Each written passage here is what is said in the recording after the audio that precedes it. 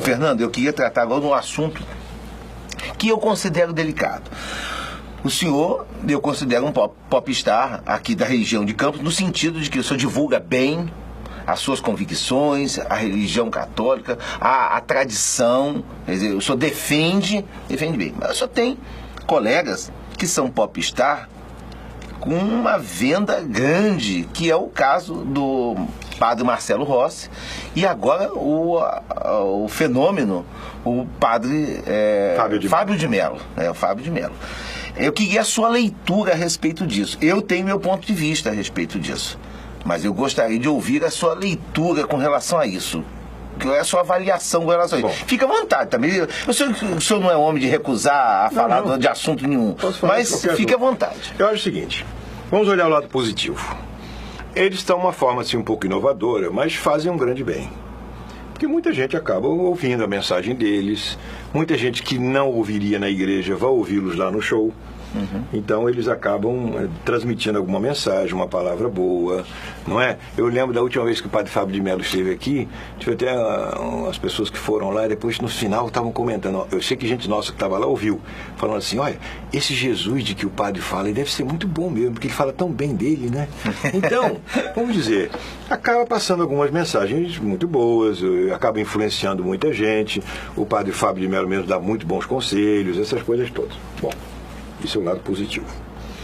É claro que eu acho que também existem lados negativos. O lado negativo é esse excesso de exposição à mídia. E, por exemplo, o padre Fábio não usa num distintivo, anda como um playboyzinho. Eu acho que isso não fica bem. Aí fica muito popstar mesmo, fica muito leigo. E aí vai ser, tá, as meninas ficam gritando que ele é lindo, que não sei o que, essa palhaçada toda que eu acho que não faz bem. Não condiz, Não condiz com ele. Então, esse lado negativo, e ele faz questão de se mostrar como um qualquer, aí depois vem toda a exposição da mídia, propaganda, aquela história toda. Eu acho que ele quase não vai ter tempo de ser padre, porque ele vai ter tempo só para ser artista. Eu acho que se fosse um outro leigo podia fazer isso, mas um padre pode descaracterizar um pouco. Esse é o lado negativo que eu acho que pode prejudicar. Sem falar nesses... transforma às vezes a missa dele não, mas o padre Marcelo às vezes transforma a missa muito num show. Um show, onde arrebanha milhares e milhares de pessoas, onde você vê ele que realmente ali não está mais. Ele diz que perde 2 quilos em cada missa, de tanto pular. Tá mais o padre, mas ali já não está mais o padre. Isso, né? O Papa Bento XVI critica muito, dizendo o seguinte, o padre não é o protagonista da missa. O protagonista da missa é Jesus, é Nosso Senhor. Quanto mais transparente for o padre, melhor é, porque ele tem que levar para Deus, porque ele não pode atrair para si. Porque se ele atrair para si, ele fica o protagonista da história. E a gente não vai na igreja por causa de padre. Nós vamos na igreja por causa de Jesus Cristo.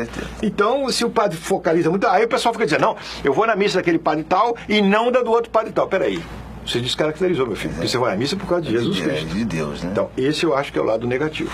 E o avanço dos evangélicos, porque, querendo ou não, existe o catolicismo e o protestantismo, o evangélico, o que for lá, mas existem distintos. Eu entendo que o catolicismo perdeu um espaço grande para os evangélicos. Eles avançaram muito, não só politicamente, especialmente falando de Brasil, mas eu acho que no mundo inteiro, mas especialmente de Brasil, eles avançaram especialmente politicamente, porque eles hoje em dia, nós, por exemplo, aqui em Campos, tínhamos um padre, que foi o padre Antônio Ribeiro do Rosário, que foi vereador durante muitos anos. Hoje em dia nós temos um bispo Vieira Reis, né?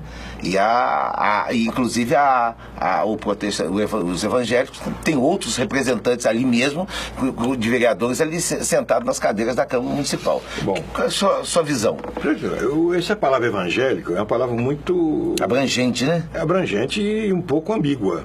Porque evangélicos somos nós seguimos o evangelho católico direitinho, então não tem evangelho. Eu usei o que eles usam, tá? Tá, mas olha só, eles não têm unidade. Esse é o Dom Fernando, sabe? Esse é o Dom Fernando pegando a gente pelo pé, entendeu? Eles não têm unidade.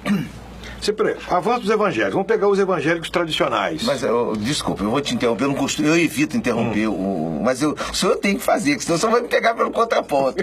Quando eu falei evangélico ali, eu estou falando a religião que não seja católica, aquela gama, porque hoje em dia... Gama toda. Mas então eu vou entrar nessa gama. Os evangélicos estão avançando? Peraí, eu acho que não.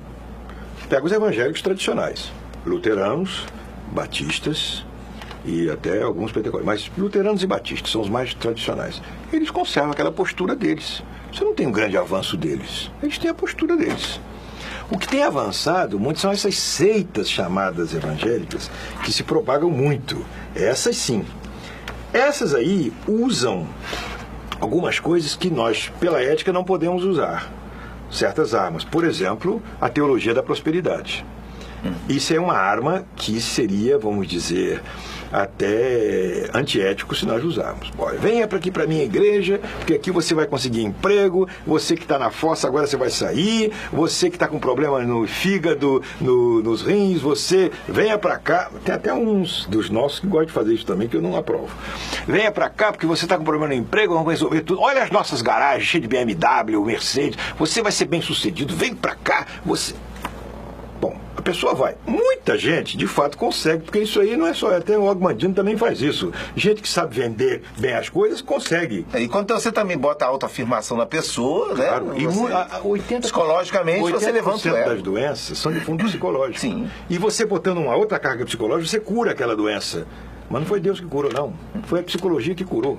Então isso acontece muito nessa carga desses evangélicos que pregam isso, aquilo, prosperidade. E outra coisa, atribui tudo ao demônio, né? Ah, porque você está com dor de cabeça por causa do demônio, vamos tirar o demônio de você. O povo gosta muito dessas coisas, misticismo e tal. Conclusão. Especialmente brasileiro. Acabam arrebanhando muita gente. Mas, se for olhar mesmo a parte doutrinária, a parte não tem. Sem essência, né? Não tem essência. Então, eu acho que isso é um fenômeno muito inchado, mas que isso pode se esvaziar de uma hora para outra. E as pessoas acabam perdendo a fé. Porque depois vai lá. Tá bom, conseguiu prosperidade, ótimo. Mas depois. Então, eu acho o seguinte, a igreja não precisa mudar... Avançar comercialmente, né? A igreja não precisa mudar sua postura, a igreja tem que mostrar a verdade. Agora, tem razão, eles podem ter se aproveitado de falhas da igreja. Principalmente nessa época do grande progressismo, o avanço, onde na igreja só se falava de política. Ali abriu um filão, né? Abriu um filão, só se falava de política. Você ia na igreja, o padre está falando de novela, falando de política, falando de tudo. O pessoal, vamos lá naquela outra lá que está falando de Jesus, pelo menos. Então, ou seja, a própria modernização errada trouxe problemas para a própria igreja e esse êxodo imenso de fiéis indo para as seitas acabou sendo culpa de muita gente da própria igreja. Com certeza.